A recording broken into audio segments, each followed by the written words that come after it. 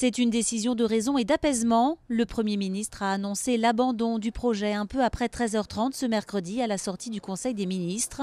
L'option retenue est donc celle du réaménagement de Nantes Atlantique. Dans un premier temps, l'aérogare de Nantes Atlantique sera modernisé et les abords de piste seront aménagés pour permettre à l'aéroport d'accueillir plus de passagers.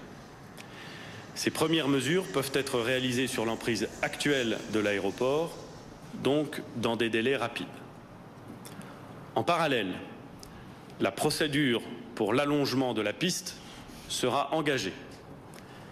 Elle permettra de réduire les nuisances sonores à Nantes.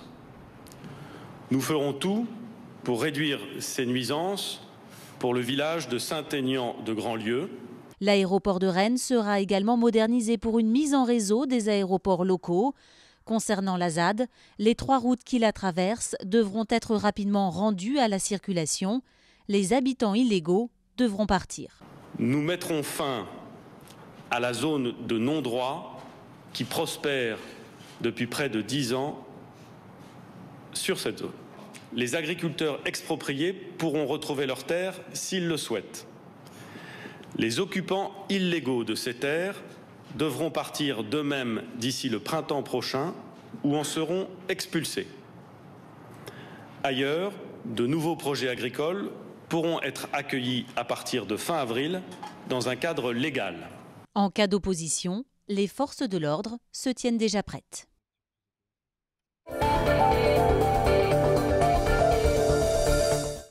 Après l'annonce du gouvernement, c'est la déception et la colère qui l'emportent parmi les partisans du projet d'aéroport.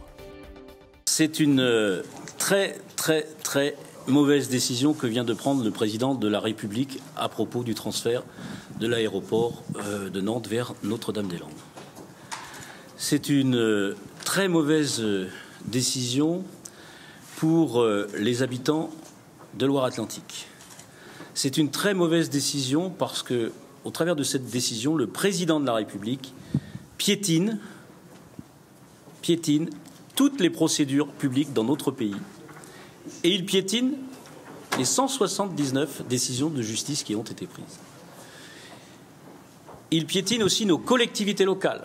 Il n'y aura que des mauvaises conséquences au travers de cette décision. D'abord, des mauvaises conséquences pour les habitants de mon département et particulièrement pour les 70 000 habitants, hommes, femmes, enfants, qui sont survolés chaque jour par des dizaines et des dizaines et des dizaines d'avions à basse altitude. Ils savent désormais que leur avenir est condamné par ce survol permanent de plus en plus fréquent. Par cette décision, par son refus de transférer l'aéroport, par l'absence d'évacuation de la ZAD aussi, le gouvernement cède à la facilité, cède au chantage de la violence. Je note dans les propos qui ont été tenus que pour l'instant, la seule chose qui est engagée, c'est l'extension de l'aérogare, puisque le Premier ministre sait bien qu'il n'est pas possible de réaménager globalement Nantes Atlantique en 2 ans. Nous n'avons donc aujourd'hui, de ce point de vue, au moment où on se parle, absolument aucune réponse. Je demande officiellement au président de la République de me recevoir pour parler de l'avenir de la métropole, pour parler de l'avenir du Grand Ouest. La question que je lui poserai, elle est très simple. Est-ce que l'Ouest, est-ce que Nantes, peut encore compter sur l'État pour son avenir? Ce dont malheureusement je suis sûr, c'est que avant la fin du mandat de M. Macron, rien ne sera commencé à Nantes Atlantique. La procédure va être tellement longue que dans 5 ans, on en sera au même point qu'aujourd'hui. Donc c'est une non-décision, c'est une décision de ne rien faire. Et donc pas plus courageux que M. Hollande. Les Saint-Aignan de Grandlieu, entre autres, eux vont pas se laisser faire. Ils avaient bien misé sur le fait que Nantes Atlantique devait déménager, qu'ils devaient retrouver la sérénité. Et aujourd'hui, c'est plus à l'ordre du jour.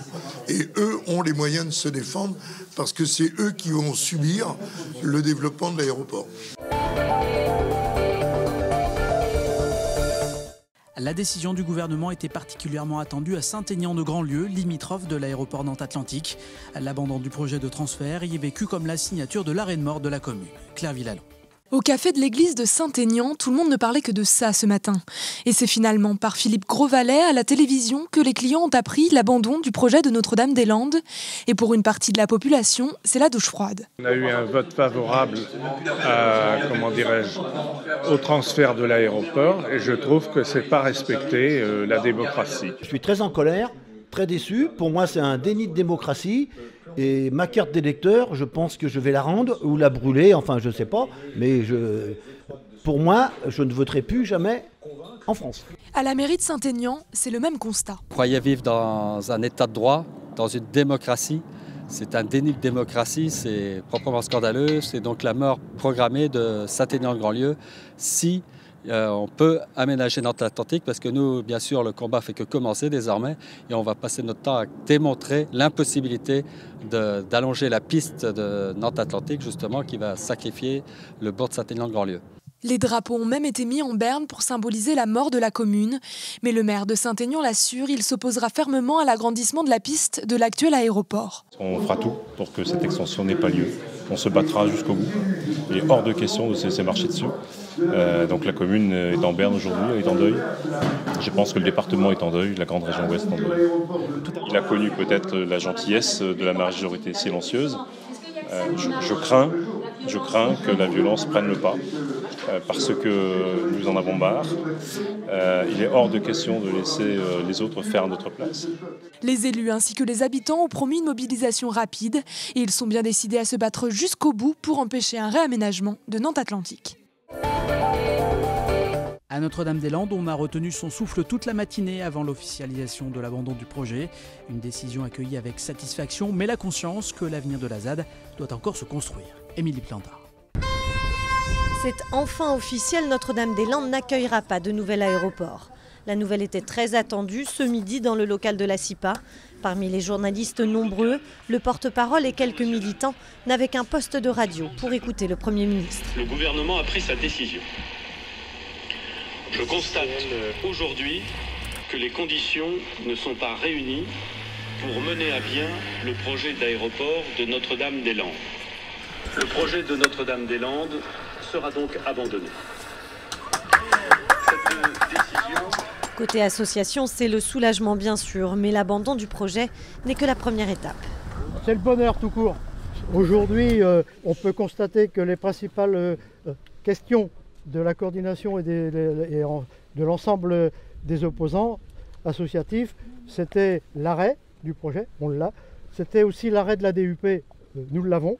Il reste du travail à faire, mais ça, on s'y attendait. Donc, je dis, on a les cartes en main. Moi, ça fait à peu près une vingtaine d'années que je lutte. C'est un soulagement, évidemment, quoi. Mais le combat continue quand même, parce que c'est pas... Il faut défendre encore la ZAD, donc ça ne s'arrête pas. Mais c'est un soulagement, c'est évident. Devant le petit bureau, quelques habitants sont eux aussi venus partager ce moment historique. Très contente de la décision. Enfin, il y a une décision qui a été prise. Je suis très contente pour la nature. Voilà, c'est vraiment, ils ont pris une décision tout à fait raisonnable pour la nature. Maintenant, c'est l'avenir de la ZAD. On espère que la force ne va pas être employée sur tout ça. À Notre-Dame-des-Landes, la vie ne s'est jamais arrêtée, mais elle va désormais gagner en sérénité.